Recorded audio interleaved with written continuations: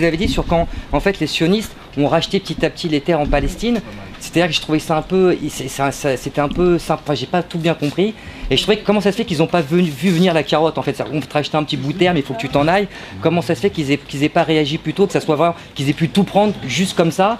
D'abord ils n'ont pas tout pris par ce biais, alors je rappelle le principe, dans la deuxième partie du 19e siècle, pour des raisons annoncé comme fiscal, c'est-à-dire pour pouvoir lever l'impôt, l'Empire ottoman décrète que toute terre doit avoir un légitime propriétaire.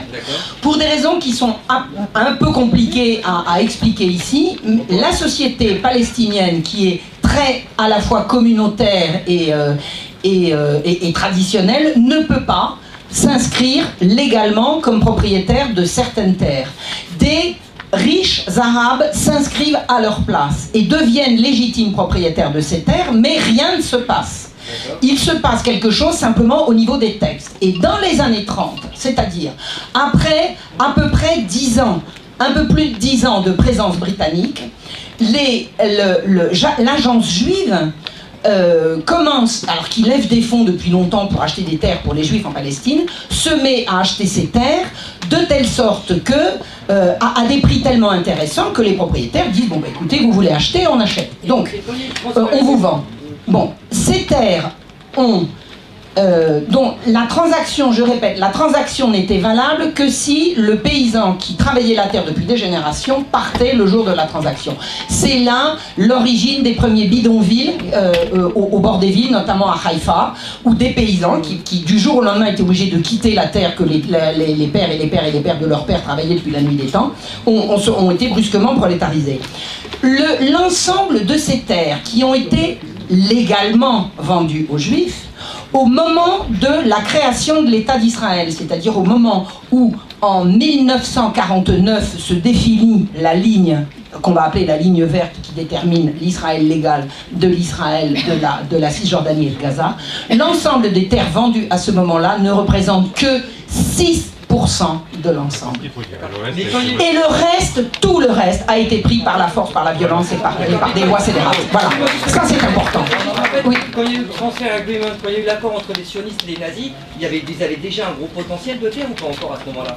Non, c'était potentiel. Le potentiel était... Comme ils envoyaient des juifs d'Europe à fond les ballons vers la Palestine, il devait bien avoir du territoire. C'était pas massif.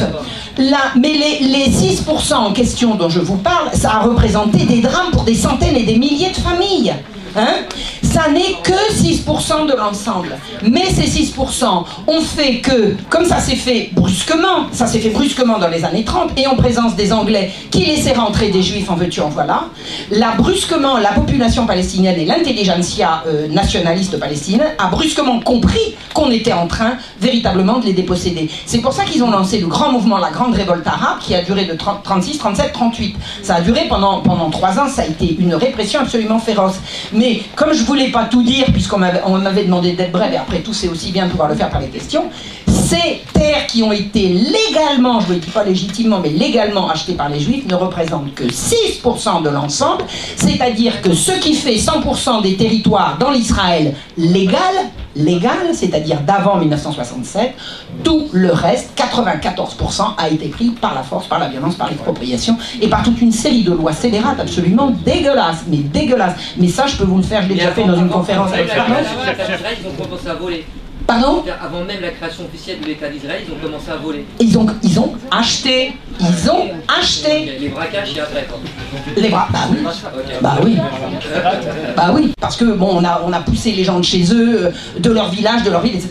À partir du moment où j'étais plus là, les Israéliens sont installés en disant c'est à moi, il n'y a personne. Bon. Ensuite, il y a eu un deuxième moyen qui a été très astucieux, des gens qui ont quitté leur village simplement parce qu'il y avait des combats.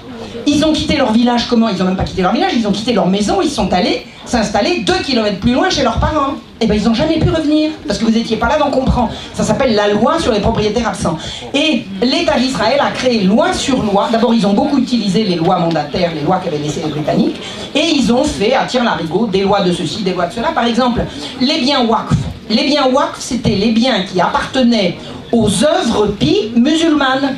Eh ben, on est un État juif, on prend les biens waqf. Et ça représentait des bâtiments, des jardins, des terres.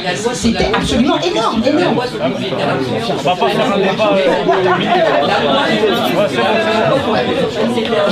J'entends rien. La loi sur les propriétaires absents a été votée après. Après, c'est au moment de la création de l'État d'Israël. Ah ouais, ça fait chaud. Et là, tout ce qui fait la terre qui appartient légalement à l'État d'Israël ne fait partie des 94% et non pas des 6%. Les seuls qui ont été achetés, c'est 6% de l'ensemble et pas plus.